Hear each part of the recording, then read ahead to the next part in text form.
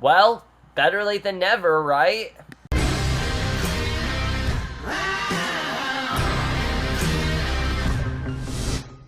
Hey guys, Cameron here for something that, again, has been a very long time coming. As you guys know, there are many shows that I am currently trying to binge before the new season comes out. I did it with Narcos, I did it with American Horror Story, and now I'm going to do it with Lucifer. As you guys know, I reviewed the first 4 episodes of Lucifer individually, and for some reason I just ended up not watching the rest of it. Not by choice, it was not something I wanted to do, just other things came on, and I got so involved in other things, and I just didn't have the time to catch up on Lucifer. And I remember there was one time when I was going to do it, and I just didn't. I'm like, alright, I'll wait till the end of Season 2. But here's what happened. Last week, I meant to review all this entire first season, like, right before my Scream Queens review was to come out last week. It was supposed to come out, but I was feeling like shit. I'm not gonna lie. I really was feeling like shit. I went to bed very early that night. I went to bed, like, while watching the episode, and I was almost done with the season finale, went to bed, and I figured, alright, fuck it, I'll just do it now. So I think now that Season 2 is premiered, it probably is a good time for me to review the rest of this first season. I'm going to be talking about episodes 5 through 13 in this video. If you guys want to see my reviews of episodes 1 to 4, check them out. But anyways, let's get into this season.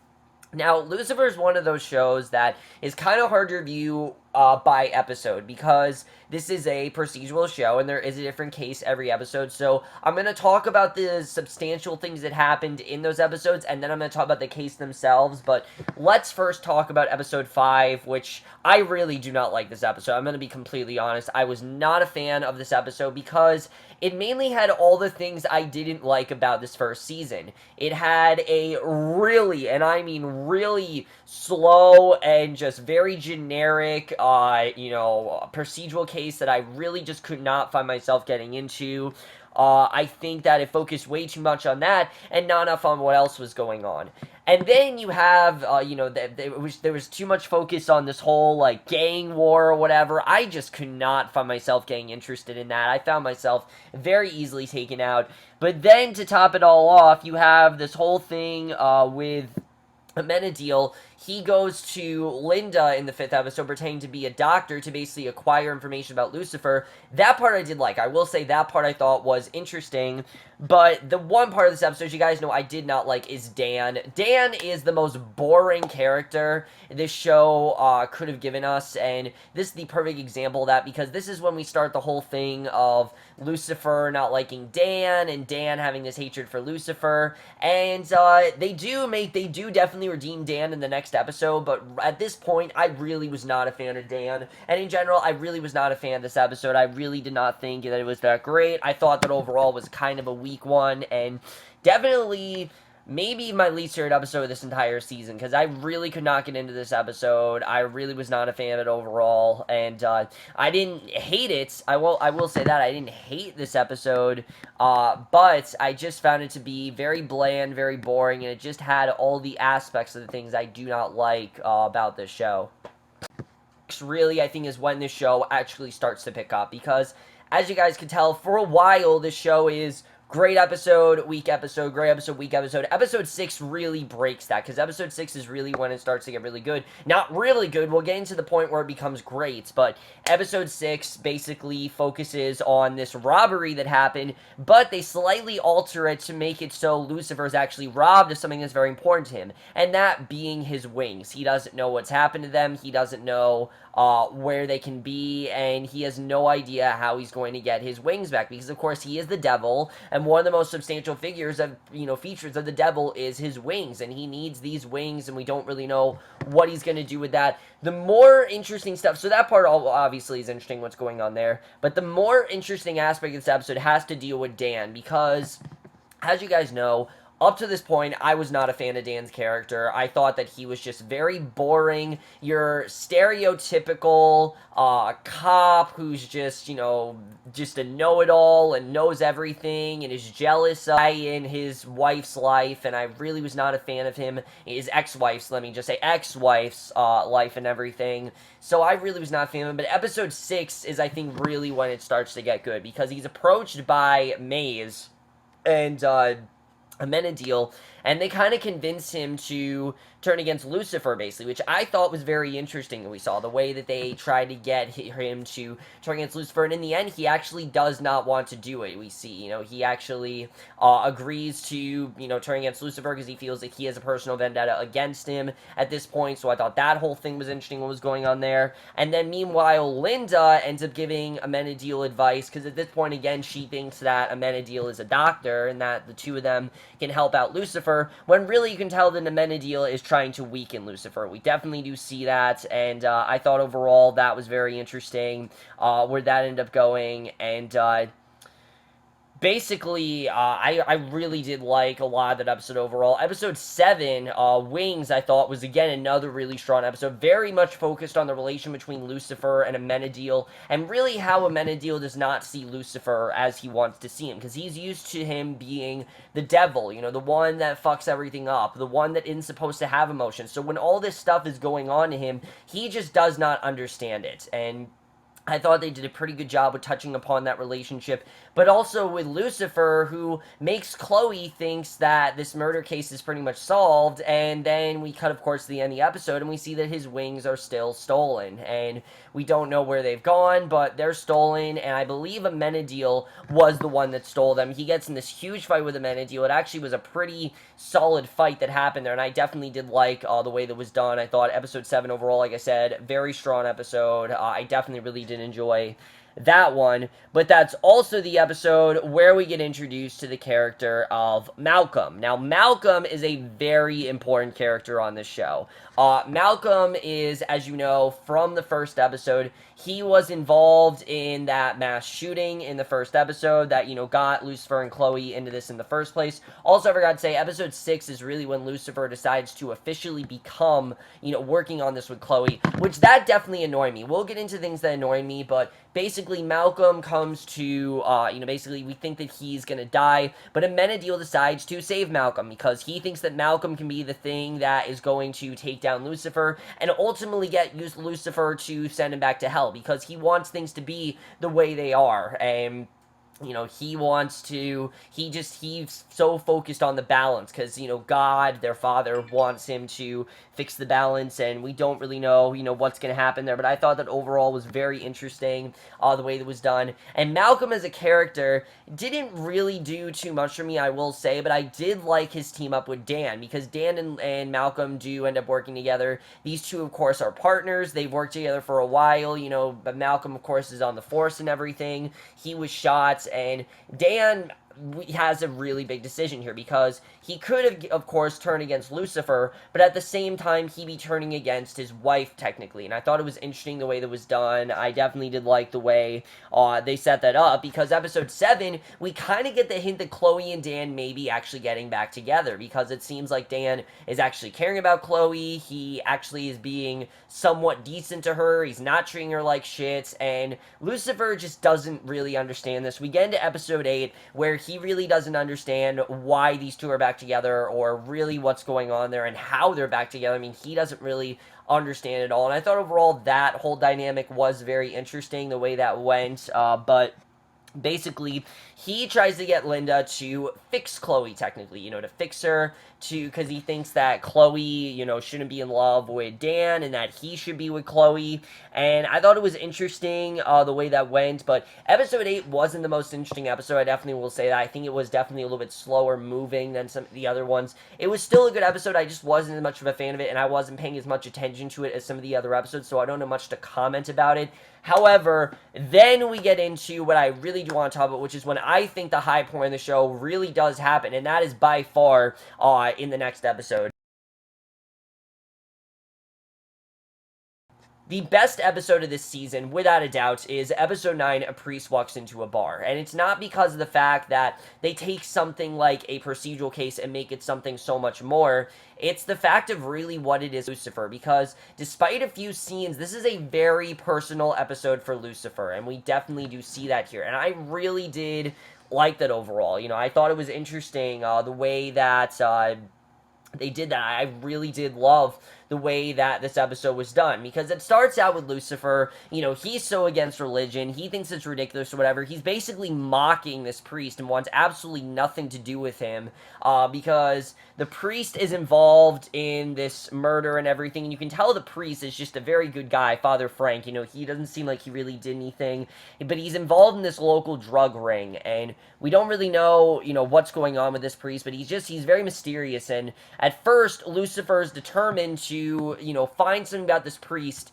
that doesn't make him holy. He feels that he sees the bad in everyone, as we know. That's what Lucifer does. He sees the bad in everyone, and the priest is pretty much the first person that I think really starts to bring him out of this, constant slump that he's in, and just constant, just rage that he's in. I think the priest is the first person to actually do that, because the priest really talks to Lucifer and tells him that what really happened. We find out that the priest actually had this son, and basically he didn't have the best relationship with his son. I thought it was just a very interesting story overall. I really did love when we realized that the priest, yes, he did do some bad things, but everything he did was done out of, you can understand why he did it, and I thought it was an extremely strong episode, and especially the relation between the priest and Lucifer, because Lucifer ends up growing a very genuine connection to the priest, and I don't just mean,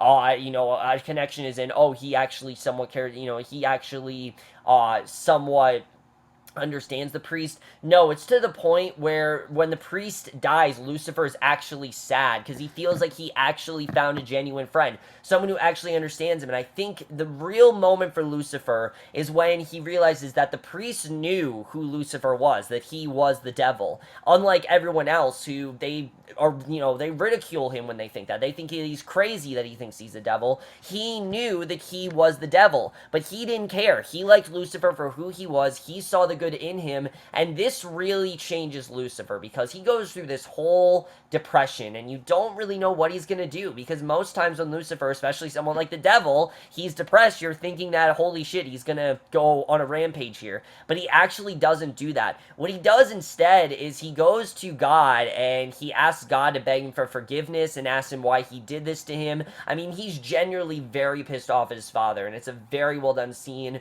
and then to top it all off, we get the ending of the episode where he and the priest, they used to bond over piano because Lucifer is very good playing the piano, and so is the priest. The priest, in fact, always wanted to be a piano player, and he plays this song, Chloe is by him. It's just a very sweet scene overall. I love the way that episode is done, because what they did with that episode is everything I wanted this show to be when it comes to procedural cases. Most of the procedural cases in the show are very one-off, very generic, and very unforgettable. The reason this one is so memorable is not because of the fact that the priest is such a good character, it's because of the fact of what he does to Lucifer. He humanizes Lucifer. He makes Lucifer realize that he is a good person, that he does have good in him, and that he's not just meant to be the devil. There's definitely more in him because of that, and this is when Lucifer fundamentally starts to change, and I think we definitely do see that here, and it really is the moment where the show generally gets great, and I really did love that overall. I really love the way the show where the show went with the priest. I thought was very interesting. I absolutely love that, and I think just everything that went down here, I absolutely love. I think Coleman Domingo, especially as a priest, was incredible, but Tom Ellis in this episode just gave an incredible performance. I love what he did in the show, and he really was great. So, like I said, that I think really is the high point. We go to episode 10, and then the other big part of that episode, let me just get into it, has to do with Dan, because it's really the scene where we realize how good of a person Dan is, that there was this guy who Dan had shot, and, we thought that it was unjust, but we realized that he actually was in danger, and basically he did it to protect Chloe and Trixie, and it basically shows that Dan genuinely does care about his family, and I really did love that overall. I thought that was a good scene, and it's also really when he decides to not go against, Lucifer. He doesn't want to be in this with Malcolm. Malcolm starts to go slightly crazy, though, and definitely Dan starts to realize it. He starts to realize that there's definitely something off about Malcolm. Malcolm's just not acting the way he is. He's acting a little bit more slightly insane, and we definitely do see that. So then we go to episode 10, which there's really not a ton of plot development happening in episode 10. I think really the only big thing is, first of all, there's this really weird thing with Maze and Linda, where Maze is going to Linda for advice, and she tries to seduce her because Lucifer doesn't want to be with her anymore. And of course, she's supposed to be, Lucifer's lover slash partner, and she doesn't feel like she plays that role anymore. That was kind of fun, but the biggest part of this episode has to do with Chloe's mom, really, because we really do get into more of Chloe's career and how Chloe's mom kind of forced her to be this actress. She didn't want to be an actress, but her mom forced her to, and that's why she's a police officer now, because that's what she always wanted to do. She's not going to let her mother tell her what to do, and her and Lucifer actually end up getting very close because of this. We definitely see, to the point where they actually end up sleeping together. And we think they had sex, but then we go to episode 11. Basically, episode 11, we realize that Lucifer actually didn't sleep with Chloe. It is a huge revelation, though, and it seems very small, but it actually is, because it seemed like Lucifer is someone who would just throw himself in any woman. But the one woman that he clearly does want and clearly does care about, he doesn't have sex with. He just simply slept with her, and it's very interesting to see. She's obviously freaked out, kind of throws him out of the apartment, and then through the rest of the episode, he kind of goes through this good streak where he's acting good. He's just not acting in the way he does, and Tom Ellis absolutely killed it in every scene with Lucifer. It was very funny to see Lucifer just actually fun and not evil for a change. It was interesting to see, but obviously this ends after a while. Once Chloe doesn't like this side of Lucifer, they decide that they don't actually really want to work together, and he kind of opts out of what's going on, and she kind of says that she needs to take a break from him just because he's kind of too much for her right now. So I thought that definitely was sad to see. But then we get to episode 12, which that's really when we start to get more into this plot, and I really did love what they did here. Episode 12 focuses on the satanic cult called Team Lucifer, basically, which everyone thinks, of course, that Lucifer is behind, that he is the sole, he is the leader of this group, basically. They try to accuse him of doing this, and you can tell that Malcolm is on his own. He's trying to accuse him as to what's going on. Then this relationship starts to happen between Maze and Amenadiel. It starts in episode 11. These two end up getting close because they both kind of, from Lucifer, they get closer. And eventually, Amenadiel gets to the point where, him and Maze are just having a ton of sex.